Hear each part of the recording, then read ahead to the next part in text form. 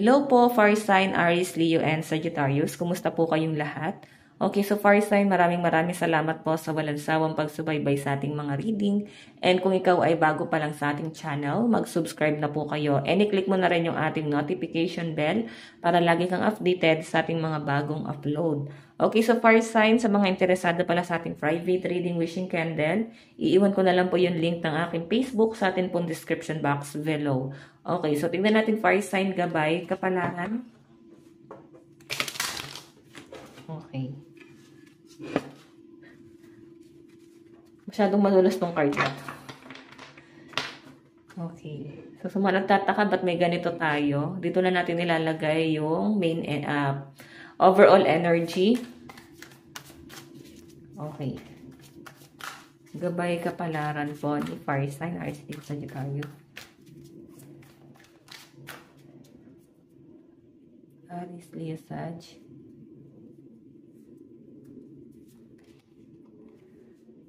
Seven of Pentacles. Growth, waiting, discipline, harvest, hard labor. So, nakikita ko sa mga fire sign guys, no, hindi sila gano'n nagmamadali. Okay, hindi kayo masyado nagmamadali yung iba sa mga fire sign dito.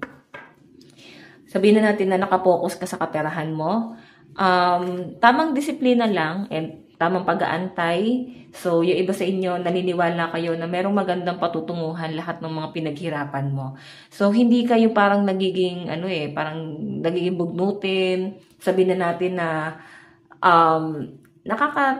parang nakakaano naman talaga, nakakainip. Pero yung energy kasi ng mga fire sign dito, yung ibang fire sign dito, willing kang mag-antay. Okay? So, siguro meron kang tinanim, like meron kang sinimulan, and titignan mo kung merong magandang ibubunga yung bagay na yon. Harvest, hard labor. So, nakikita ko yung pagsusumika, pagiging workaholic ng mga fire sign. So, ipagpatuloy mo lang to guys. Hindi ka naman din nagmamadali dito. Siguro habang lumilipas yung panahon, napapansin mo na may, parang nag-grow ka naman talaga. Okay? Mapapaisip din yung mga fire sign dito, no? Lalo na kung ikaw ay may business. Feeling ko kung mataas yung price ng mga product mo or ino-offer mo, service mo, parang feeling ko ang ibang fire sign dito medyo parang magma-market ka ng maayos. Yung mababang presyo muna. Okay? Medyo bababaan mo yung presyo mo. Okay. Tamang market or baka magpapadiscount kayo. Tignan pa natin. Fire sign, Aries, Leo, Sagittarius. Overall energy.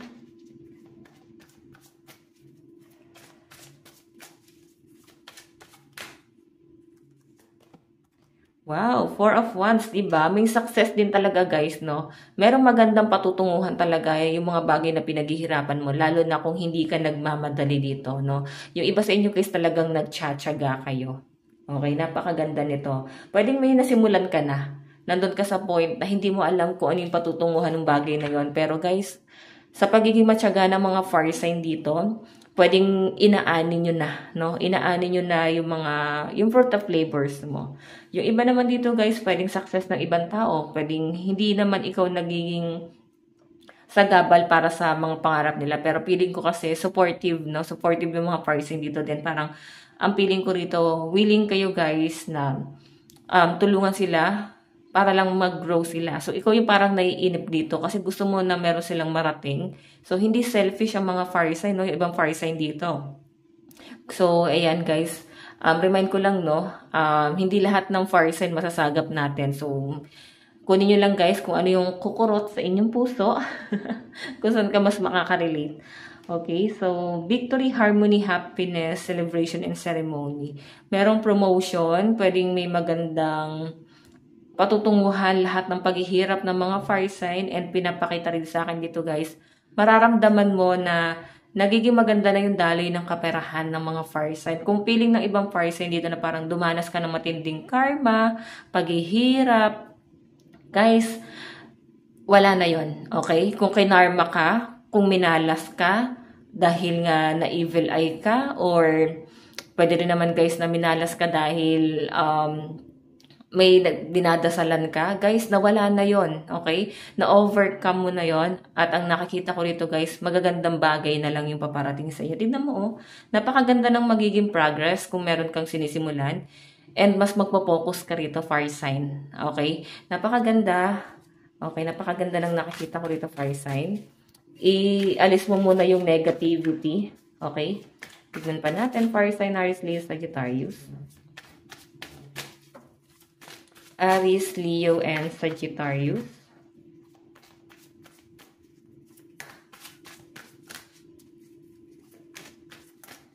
Okay.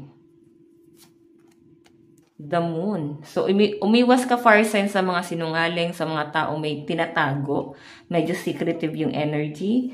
Pailalim sila, guys. Tumira. Like, pailalim sila, guys. Parang kakalabanin ka ng pailalim. Ganun yung pinapakita sa akin. So, fire sign, pipiliin mong mabuti yung pagkakatiwalaan mo. So, paano mo malalaman yon? So, piliin mo yung mga taong open sa inyo, open agad sa problema nila, and pagkaganyan, guys, ibig sabihin, nakuha mo agad yung loob nila. Ang pinapakita kasi sa akin dito, guys, the Moon, may mga taong papasok sa buhay mo na ang daming tinatago. So, wala namang masama doon, guys, kung secret naman nila yon or what, no? Pero kung ang agenda nila dito, guys, ay hindi maganda, so, eto yung bottom of the deck mo. Okay? Meron lang sila, guys, ini-expect sa inyo. Okay? Meron lang silang gustong makuha sa inyo. Pwedeng meron silang mabibenefits sa inyo. Okay? So, tingnan pa natin, guys. Kukunin ko lang tong card natin. Yung ibang fire sign dito, sinasabi dito kung may success na nangyayari sa buhay mo, kaya siguro the Moon to, secret din kasi to, no? Try mong magpaka-low-key or wag ka na masyado nagpo-post sa social media. I-secret mo na lang lahat ng success mo.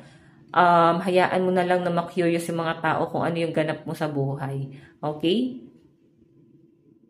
Okay, so, hayan, fire sign, no? Maging low-key ka na lang dito, maging private ka na lang muna. So, meron kasi talagang ibang fire sign ngayon dito na parang, mas ito yung gusto mo. Mas maging privado.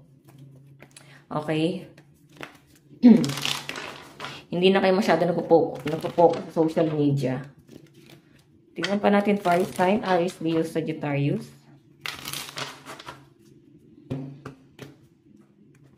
Okay, wait lang, guys. Medyo maliwanag tong ano ko. Okay, wait lang po.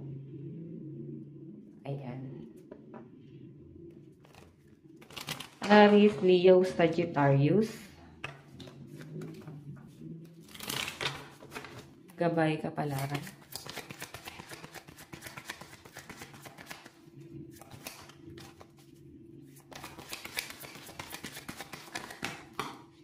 Okay, so meron tayong, wow, the Sun, the Hangman. Ako, ang tagal na stock ng mga fire sign, no? Ang tagal ka nagdusa, nagtiis, nagtiyaga. Nadadown na nga kayo, guys, eh. Kasi parang, oh my God, parang walang progress. Bakit parang biglang ganito na lang yung naging sitwasyon? So, feeling ko, guys, baka na evil eye. So, pwedeng dumanas ka rin ng karma talaga. Baka hindi ka aware, may mga tao kang natapakan, nasaktan. Pero sa pinapakita sa karito fire sign, ayan, nalampasan mo na nga yan. Okay, ito, nalagay ka sa alanganing sitwasyon. Since dito in the Sun, ito, guys, ay achievement. Meron kang ma-achieve, isa sa mga goal mo, isa sa mga pangarap mo sa buhay, ang ma-achieve mo dito fire sign. Napakaganda po ng nakikita ko dyan. Okay? As in, wala ko nakikitang negativity.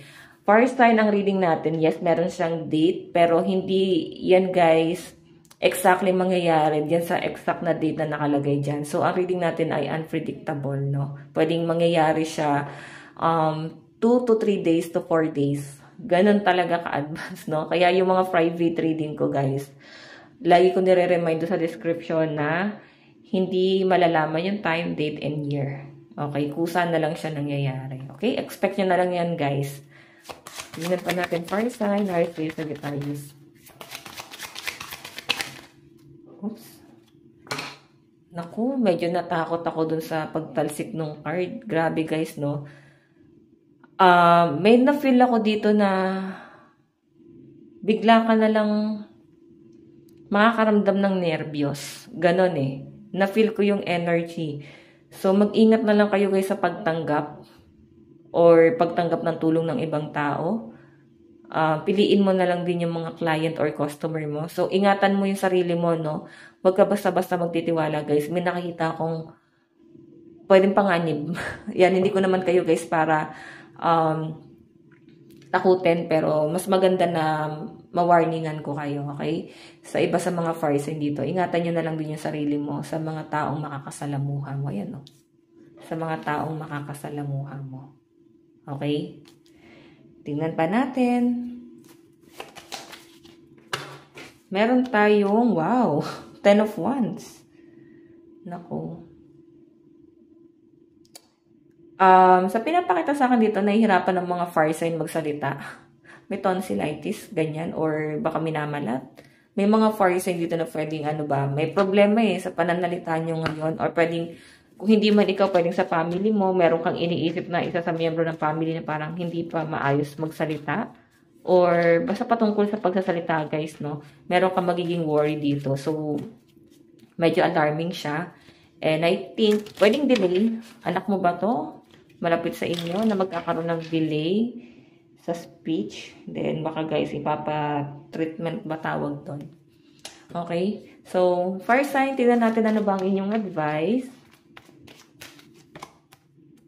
Meron tayong focus on the positive.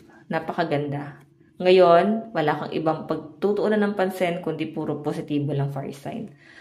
Napakaganda lang nakikita ko dito, fire sign. Ayan, may tatayo ba natin dito? Maging positibo lang daw kayo. Okay? So, fire sign. Okay, wala tayong lucky number ngayon, guys. Ito pala, 7418. 7418, lucky number ng mga fire sign. Okay, so fire sign, ito lang pong inyong reading. Maraming salamat po. Bye-bye.